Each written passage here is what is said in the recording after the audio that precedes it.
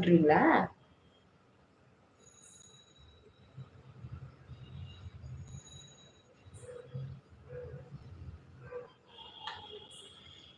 மெஹந்தி ஓசியில் வந்ததா? நான் வாங்கினது காசு கொடுத்து. ஹலோ, முகத்திலே மருதாணியை பூசி விட்டுருவேன். இந்த மாதிரிலாம் கேள்வி கையில ஓசிலாம். நான் வந்து உழைச்ச காசே உடம்புல ஒட்ட மாட்டேதுன்னு நினைக்கிற ஆளு என்ன. ஆஃப்டர் ஆல் சுண்டலுக்கும் பொங்கலுக்கும் என்ன அலைய விட்டுறேன்னு நினைச்சுக்கிட்டீங்க.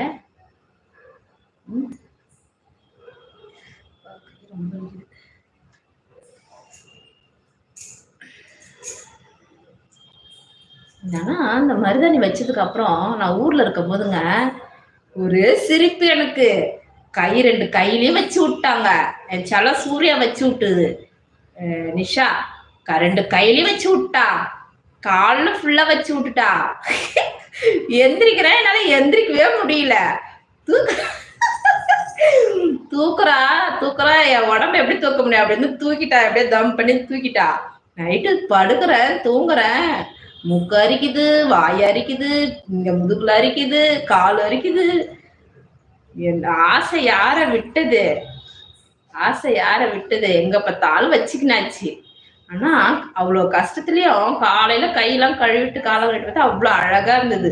நல்லா இயற்கையா மருதாணியை பறிச்சு அரைச்சு வச்சுக்கிற ஒரு அழகே ஒரு இதுதான். அந்த மாதிரி சிரிப்பாகி போச்சு. இப்ப வச்சுட்டோம்னா வச்சுக்கோங்க, படுக்கும் போது கை எங்க எங்க இருக்குன்னே தெரியாது, சொரியவே முடியாது.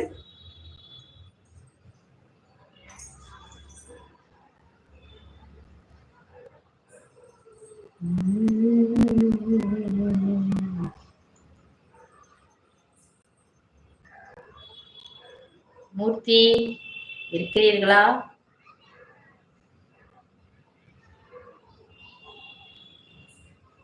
சரி, லைவ் க்ளோஸ் பண்ணிக்கிட்டா போதும்.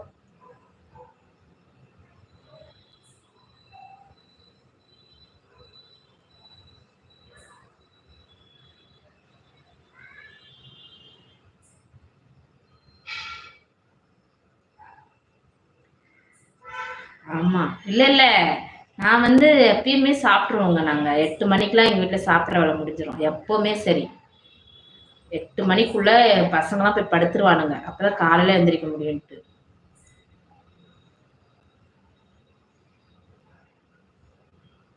வாரிசு எத்தனை அக்காவா? வாரிசா?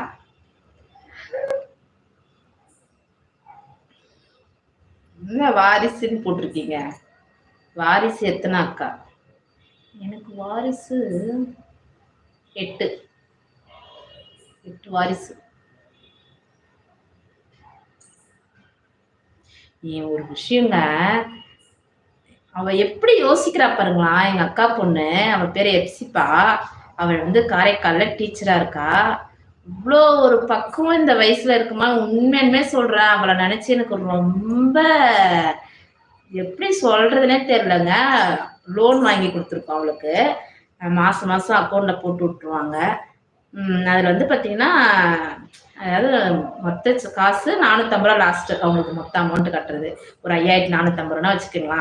அப்படி கட்ட வேண்டியதுக்கு 5500 ரூபாயா போட்டு விட்டா. போட்டு விட்டான்னு சொல்லிட்டு நானே இவர்கிட்ட சொல்லிட்டு இருக்கேன். எக்ஸ்ட்ரா 50 ரூபா கொடுங்க, டிப்ஸ் எனக்கு போட்டிருப்பா என் பொண்ணு அப்படின்னு சொல்லிட்டு ஃபோன் பண்றேன் அவளுக்கு. ஃபோன் பண்ணி ஏண்டாமோ சித்திக்கு 50 ரூபா எக்ஸ்ட்ரா டிப்ஸ் போட்டு விட்டுருக்கியான்னு கேட்குறேன். அதுக்கு அவ சொல்றா, இல்லை சித்தி, சித்தப்பாவால் எடுக்க முடியாது இல்ல, 450 ரூபா ஏடிஎம்ல வராது இல்ல, 500 ரூபாய் தானே வரும். அவர் அக்கௌண்ட்ல காசு இருக்குதோ இல்லையோ, இல்லைன்னா என்ன பண்றது, அப்போ 500 ரூபாயை தானே எடுக்க முடியும். அந்த யோசிக்குது பாருங்க அந்த குழந்தை. எனக்கு உண்மையுமே என்ன சொல்றதுன்னே தெரியல. நான் அவகிட்ட கூட அதை பத்தி சொல்லவே இல்லை. எனக்கு மனசுல பதிஞ்சுது. அந்த பக்குவம் இருக்குது பாருங்க. அந்த குழந்தைக்கு அந்த பக்குவம் இருக்குதுன்னா யாரால? அவங்க அம்மாவால. எங்க அக்கெல்லாம் அவ்வளோ கஷ்டப்பட்டு வளர்த்தாங்க. கஷ்டத்தை சொல்லி சொல்லி காமிச்சு எப்படி வளர்த்தாங்களோ அப்படி வளர்த்தாங்க. அவ்வளோ ஒரு பொறுப்பா இருக்கிறா. எனக்கு உண்மையுமே ஷாக் ஆயிடுச்சு. இவரெல்லாம் கூட அப்படி இருப்பாரான்னு தெரியாது. 50 ரூபானா கூட விட மாட்டாருங்க. 50 ரூபா என்ன, 1 ரூபானா கூட விட மாட்டாரு யாருக்கிட்டையும். யாரு காசையும் வாங்க மாட்டாரு, யாருக்கிட்டையும் கொடுக்கவும் மாட்டாரு. அப்படியேப்பட்ட ஆளு. அவ அந்த வயசுல யோசிக்கிறான்னு பண்ணும்போது பரவாயில்ல, ஒரு பக்குவமா இருக்கிறாளே அப்படின்னு எனக்கு ஒரு